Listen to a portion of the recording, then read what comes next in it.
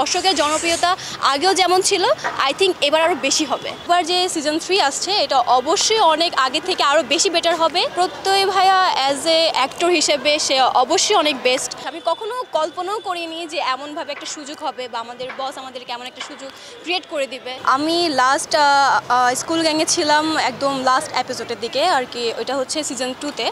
So এখন season 3-তে আমি প্রথম থেকেই এন্ট্রি, সো এটাতে আমি অনেকই লাকি বিকজ হচ্ছে এত বড় একটা প্ল্যাটফর্মে আমি কাজ করতে পারছি। বিগত 4 বছর না সরি বিগত 2.5 বছর যাবত আমার প্র্যাঙ্কিংয়ের সাথে জার্নি। সো ওভারঅল এইবার যে সিজন 3 আসছে এটা অবশ্যই অনেক আগে থেকে আরও বেশি বেটার হবে। ওই থিঙ্কিং নিয়ে আমরা সবাই কাজ করছি, ওইরকমভাবেই আমরা সবাই এগিয়ে যাচ্ছি। আশা করি এটা দর্শকের অনেক বেশি পছন্দ হবে, সবাই অনেক বেশি আমাদেরকে সাপোর্ট করবে আর কি। অ্যাজ এ আর্টিস্ট হিসাবে আমি বলবো যে অনেক ডিফারেন্ট আগের বারের সাথে। এবার স্কুল গ্যাং সিজন 3 অনেক বেশি ডিফারেন্ট কজ হচ্ছে আগে আমি যদিও লাস্টের দিকে ছিলাম, আমি শুরুতেই বলেছি আমি লাস্টের দিকে ছিলাম, সো আমি ওরকমভাবে কিছু পাইনি বা দেখিনি। বাট এইবার শুরু থেকে আমি যেভাবে জার্নি শুরু করেছি স্কুল গ্যাং সিজন 3-এর সাথে, সো আই থিঙ্ক এবার বেস্ট কিছু একটা হতে যাচ্ছে। আর ওভারঅল সব কিছু মিলে আমি বলবো প্রোডাকশন এখন তো বিগ হয়েছে, আমরা সবাই খুব কষ্ট করে কাজ করছি বা বাইরের অন্যান্য অনেক আর্টিস্ট আছে বা আমাদের সিনিয়র যারা আর্টিস্ট আছে তারাও আমাদের সাথে কাজ করছে। সো আমি আসলে এটাই বলবো যে আগের বার যে সিজনগুলো ছিল এবার অবশ্যই বেস্ট হতে যাচ্ছে। আর দর্শকের জনপ্রিয়তা আগেও যেমন ছিল আই থিঙ্ক এবার আরও বেশি হবে।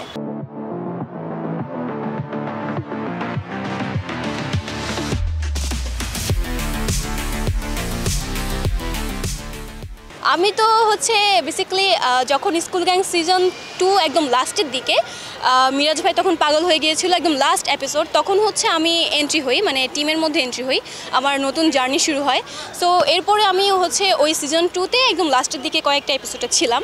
তো পর তো এপিসোড শেষ হয়ে গেল, এখন হচ্ছে নতুন করে শুরু হচ্ছে। সো আমি যেহেতু টিমেই ছিলাম সো ওই হিসাবে আমি কানেক্ট হয়ে গেছি।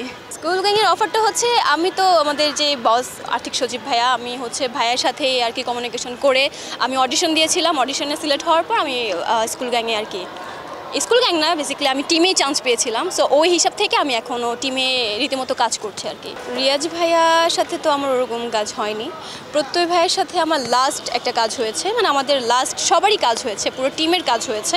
সো প্রত্যয় ভাইয়া অ্যাজ এ অ্যাক্টর হিসেবে সে অবশ্যই অনেক বেস্ট।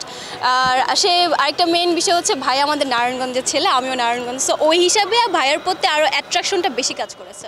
সো আমার সবারটা তো জানি না, বাট আমারটা বলবো আমার অ্যাজ এ অ্যাক্টর হিসেবে বা অ্যাজ এ কোয়ার্টিস্ট হিসেবে তার সাথে কাজ করে খুব ভালো লেগেছে।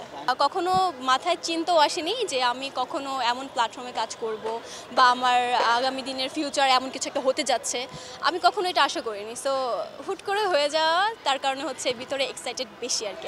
আমি আসলে নিজেকে লাকি মনে করি, কজ হচ্ছে অনেকে থাকে যারা হচ্ছে চেয়েও পায় না, আবার অনেকে আছে যাদের কল্পনাও কিছু থাকে না কিন্তু সেটা পেয়ে যায়। সো আমার সাথে ঠিক সেটাই হয়েছে, আমি কখনো কল্পনাও করিনি যে এমনভাবে একটা সুযোগ হবে বা আমাদের বস আমাদেরকে এমন একটা সুযোগ ক্রিয়েট করে দিবে।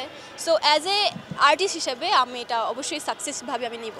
অনেক ভালো বন্ডিং। আমি কিন্তু টিমে অনেক জুনিয়র, আমার পর হচ্ছে টিমে আরেকটা জুনিয়র আর্টিস্ট এসেছে, মানে মেয়ে আর কি, অ্যাক্ট্রেস। সো আমি হচ্ছে অনেক জুনিয়র, সবার থেকে অনেক জুনিয়র, বয়সেও জুনিয়র, ক্লাসেও জুনিয়র, সব মানে টিমেও জুনিয়র। সো আমি যে জুনিয়র আমার না এটা ফিল হচ্ছে না, সবাই এত বেশি ফ্রেন্ডলি বা এত বেশি মানে বর্নিং ভালো সবার সাথে যে আমার একটা মিনিটের জন্য মনে হয় না যে আমি নিউ, আমাকে সবাই আলাদাভাবে দেখছে না, সবাই খুব ভালো একটা বর্নিং নিয়ে আমরা এইভাবে কাজ আগাচ্ছি আর কি।